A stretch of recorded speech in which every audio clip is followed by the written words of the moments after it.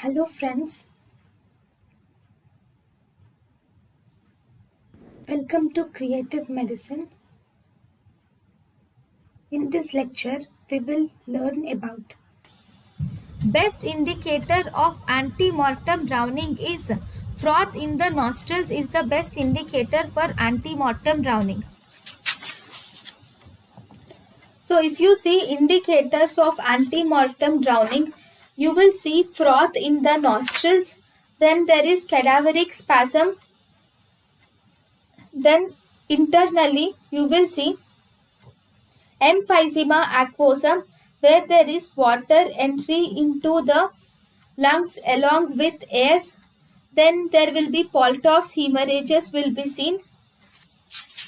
So diatom test. In the diatom test, you can definitely confirm whether it is antemortem drowning or post-mortem drowning.